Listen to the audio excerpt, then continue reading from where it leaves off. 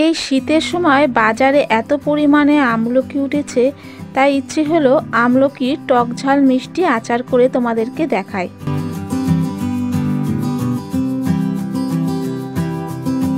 আচার বানানোর জন্য এখানে আমি আমলকি নিয়ে নিয়েছি।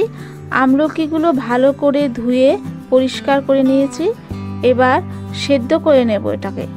এইরকম একটি পাত্রে অর্ধেকটা পরিমাণ জল দিয়ে দিয়েছি। জলটা একটু ফুটতে শুরু করেছে। এবার এর উপরে এরকম একটা ঝাঁঝরি থালা দিয়ে দিচ্ছি। আমলকিগুলো আমি স্টিমে সেদ্ধ করে নেব। আমলকিগুলো স্টিমে বসিয়ে এর উপর একটি ঢাকা দিয়ে ঢেকে দিচ্ছি। 15 মিনিট হয়ে গেছে। এবার ঢাকাটা খুলে দিচ্ছি। অনেকটাই কালার চেঞ্জ হয়ে গেছে, দেখতেই পাচ্ছ। তবু আমি দেখিয়ে দিচ্ছি এগুলো বেশ ভালোভাবেই সেদ্ধ হয়ে গেছে। এবার এগুলো নামিয়ে নিচ্ছি। আমলকিগুলো মোটামুটি ঠান্ডা হয়ে গেলে ছাই নিতে হবে। আমার এগুলো বেশ ভালোই গরম ছিল, এই জন্য ছাড়াতে একটু অসুবিধা হচ্ছিল। তোমরা একটু মোটামুটি ঠান্ডা হয়ে গেলে আমলকিগুলো বীজ থেকে আলাদা করে নেবে। সব আমলকিগুলো দেখো ছাড়িয়ে নিয়েছি। এবার এগুলো একটু ভেঙে ভেঙে নিচ্ছি। এবার কড়াইতে সর্ষের তেল দিয়ে দিচ্ছি 2 চামচ মতন। তেলটা গরম হয়ে গেছে। এবার দিয়ে দিচ্ছি 5 ফোড়ন, অল্প করে কালো সর্ষে আর সামান্য হিং। ফোড়নটা ভাজা হয়ে গেলে সেদ্ধ করা আমলকিগুলো দিয়ে দিচ্ছি। আমলকিগুলো এবার তেলের সাথে ভালো করে নেড়ে চেড়ে নিতে হবে।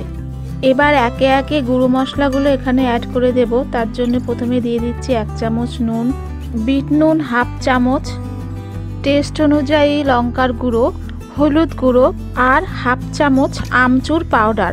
আমচুর পাউডার না থাকলে চাট মশলাও দিয়ে দিতে পারো। এবার এই পুরো জিনিসটাকে ভালো করে কষিয়ে নিতে হবে। আমলকির সাথে মশলাটা বেশ খানিকক্ষণ ধরে কষিয়ে নেব। বেশ খানিকক্ষণ ধরে কষিয়ে নিয়েছি। এবার এর মধ্যে দিয়ে দেব গুড়। গুড়টা যে যেমন মিষ্টি খাবে ঠিক সেরকমভাবে গুড়টা নিজেদের পছন্দ অনুযায়ী দিয়ে নেবে। গুড়টা দিয়ে দিয়েছি। গ্যাসের আঁচটা একদম কম রেখে এটাকে নাড়বো। এতে একদমই জল দেয়া লাগবে না, এমনিতে এটা গলে যাবে। দেখো গুড় মেল্ট হয়ে গেছে। এবার এটাকে বেশ খানিকক্ষণ ধরে ফুটতে দেব। আমলকিটা গুড়ের সাথে একটু ফুটতে থাক, আর আমি এদিকে কয়েকটা গোলমরিচ গুঁড়ো করে নিচ্ছি। এবার এই গোলমরিচ গুঁড়োটা আচারে দিয়ে দিচ্ছি। সবসময় চেষ্টা করবে গোটা গোলমরিচ বাড়িতে গুঁড়ো করে আচারের সাথে দেয়া। এই গোটা গোলমরিচের টেস্টটা একটু আলাদা। আমলকিটা অনেকক্ষণ ধরে আমি এটা নেড়ে চেড়ে যাচ্ছি। যত গুড়টা ফুটবে ততই আচারের টেস্ট ভালো হবে। যেটুকু আমলকি সেদ্ধ বাকি আছে এই ফোটালে আরও বেশি সেদ্ধ হয়ে যাবে এবং আচারের টেস্টটা আরও বেশি ভালো হবে। আচার একদম হয়ে গেছে। এটাকে আর বেশি শোকাবো না, কারণ এর থেকে বেশি শোকালে পরে গিয়ে গাঢ় হয়ে যাবে। এই আচারে কোনো রকমের ভাজা মশলার দরকারই হয় না, এমনিতে এটা খেতে ভালো লাগে। আর একটা কথা বলে রাখি, আচারটা যখন গরম থাকবে তখন কখনোই ঢাকা দেবে না, কারণ ঢাকা দিলে ঢাকার উপরে যে জলীয় বাষ্প সেটা আচারের উপরে পড়লে আচারটা তাড়াতাড়ি নষ্ট হয়ে যাবে।